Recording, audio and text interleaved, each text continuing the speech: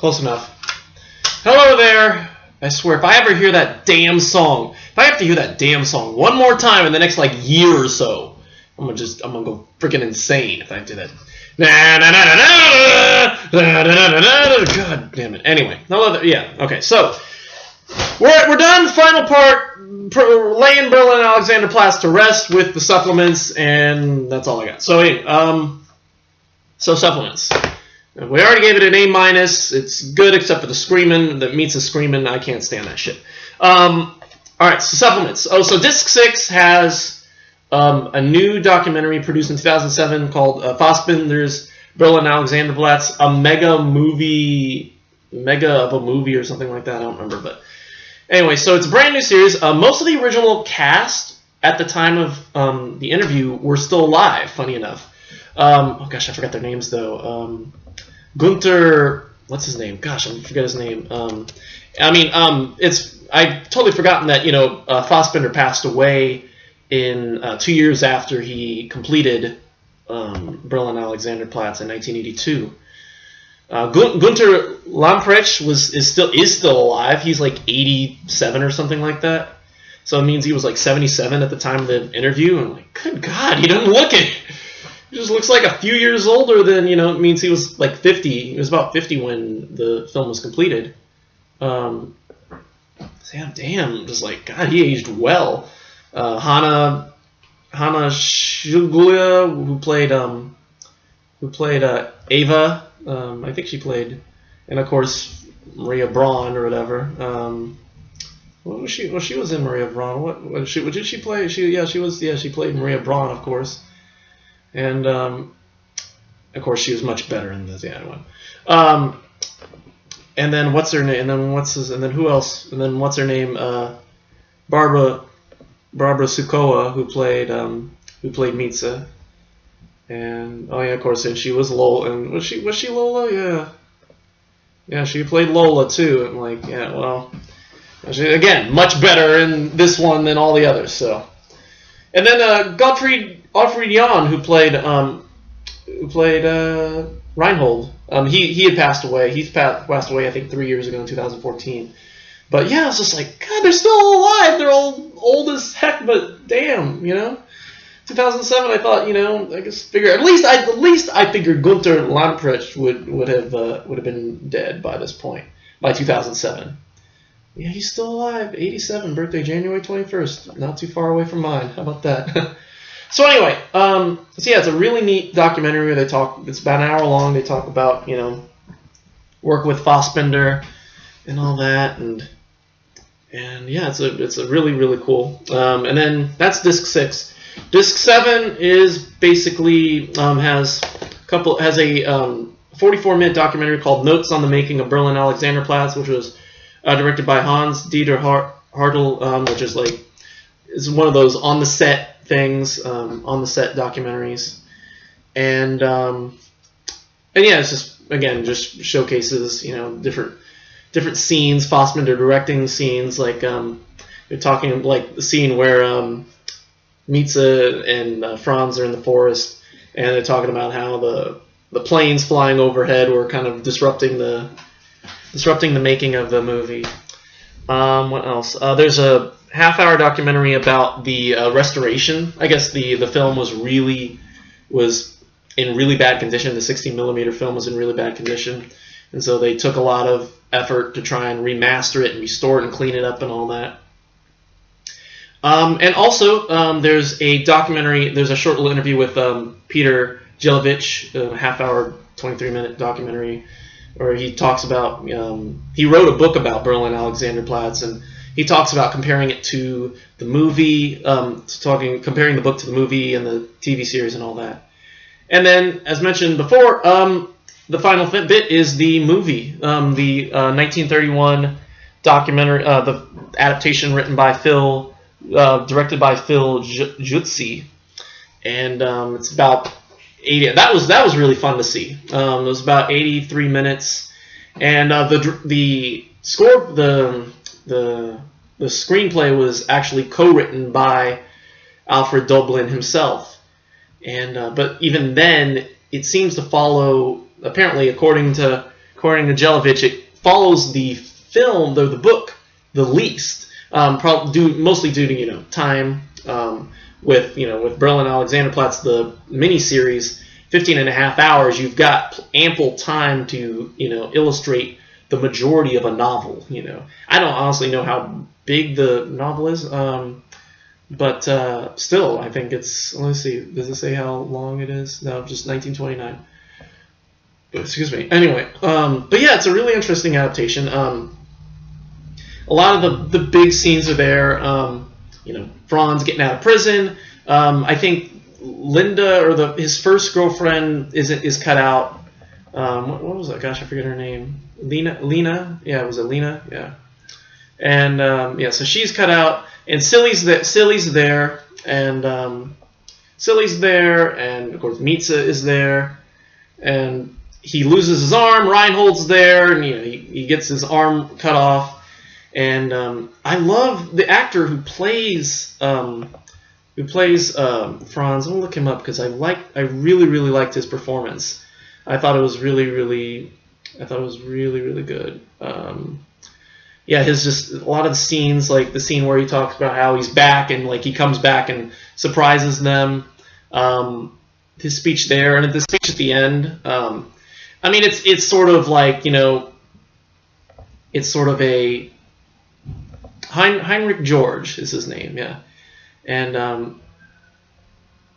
it's sort of like a kind of a Hollywoodish ending where at the end of the movie he's speaking on behalf of his life and saying oh, we get knocked down, and he has this toy, one of those Weeble Wobble things, and it's comparing the metal inside of them to the metal in the heart and all that, and we can rebuild, we can rearrange this world, and we can be better. We can get knocked down, but we'll get back up. And I was just just so close to hearing him sing Chumbawamba, But a lot of the scene where Mitza comes home and Reinhold's hiding in the covers, and Mitza comes home and tells him, he tells, I have this new fur. Where'd you get this new fur? Oh, we got it from some guy. Who did you saw this guy?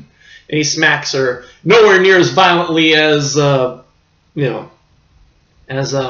Franz does in the miniseries, but the idea is there.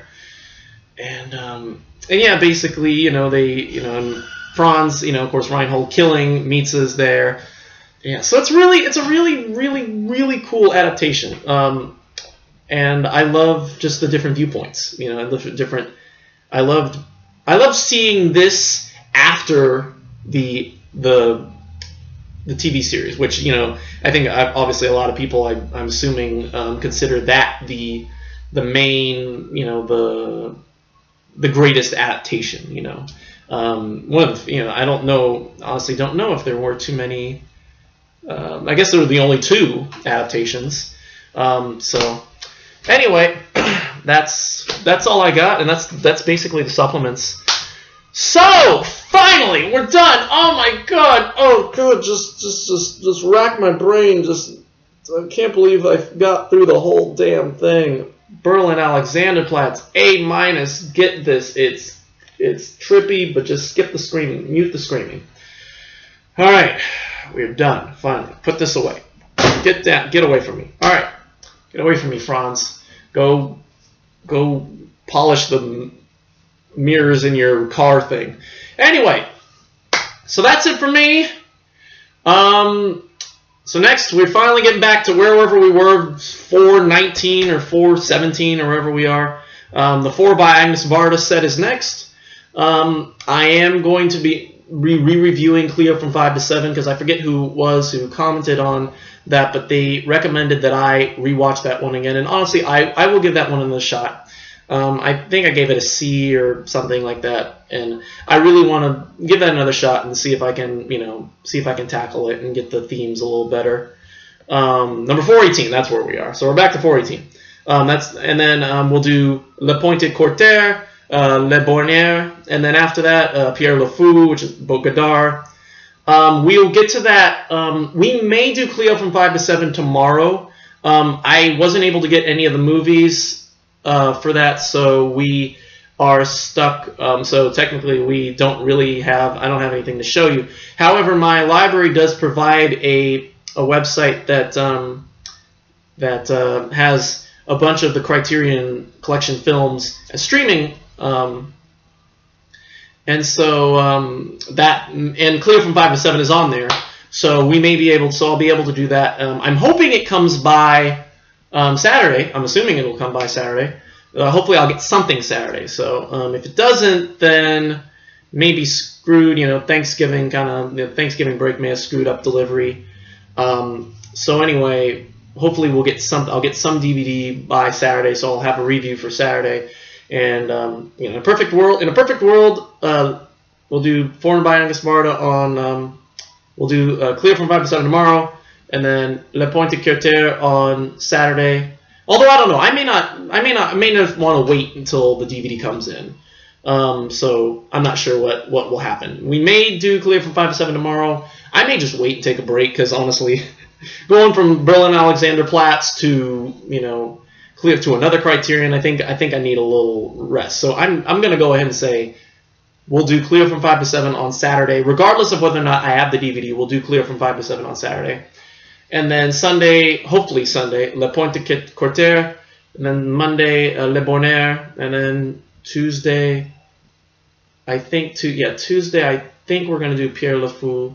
I forget. My schedule's kind of changing. My work schedule's kind of changing, so I may need to jump it around. And then The Last Emperor. I may need to again do a disc a day for Last Emperor because there's 4 discs in that set. Each one has, I think, in fact, let me look that up. There's because there's a 1 disc set that has just, I think, the original director's edit of it, and then there's another version of it that has all the different versions. And so let me look this up because I am 4 discs. Here we go. Yeah, so disc 1 has the theatrical version, the 116-minute theatrical version. Disc 2 has the 218-minute television version. And then disc 3 and 4 are the supplements. And so it's 2 versions of the movie and 2 discs of supplements. I think we need to. I could probably do the supplements. Honestly, I could probably do the films in one day. Compare the 2 versions of the film in one day, and then the supplements another day. I might do it like that. I'm not sure. It depends on my schedule. Depends on when I get the discs and all that. Right now, I don't even think I've requested The Last Emperor, but I will go ahead and get on that because I know how my library tends to sometimes delay. There can be delays, especially with the holidays coming up right now. We're technically smack dab in the middle of the holidays, so I will go ahead and request that while we're thinking about it. Because I don't think I have. I know I did Pierre Le Fou. I know I've got Pierre Le Fou on its way. Well, hopefully soon. So anyway, so that's what I've got coming up soon. And then we got Walker, Mafioso, Antonio Gaudi, Ice Storm, blah, blah, blah, blah, blah. We'll get to those eventually. So anyway, that's it for me. Thank you for watching. Oh, God, morals. Don't scream your head off. Don't get mixed up with anybody in Reinhold because you lose your damn arm. And don't crush the little birds. Don't kill your wife. Don't. Oh gosh, we'll be here. We'll be here for days. Don't. Gosh. Don't ignore men being hung in your dreams.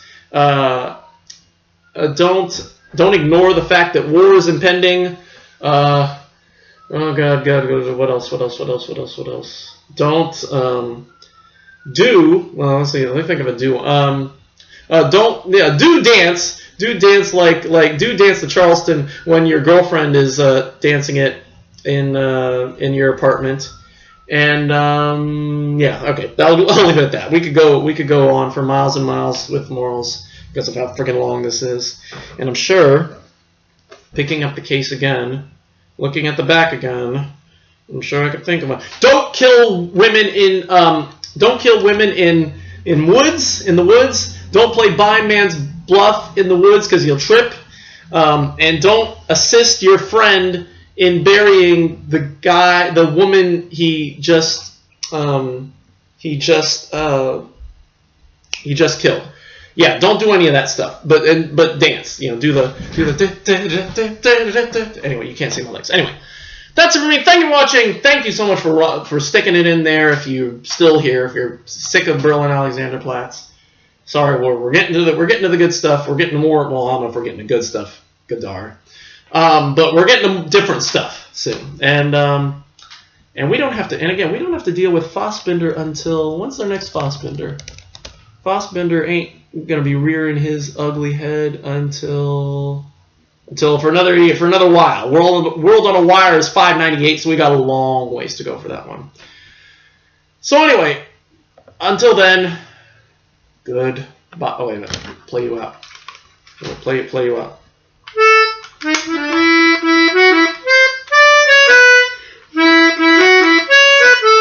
Yes. Until then, goodbye.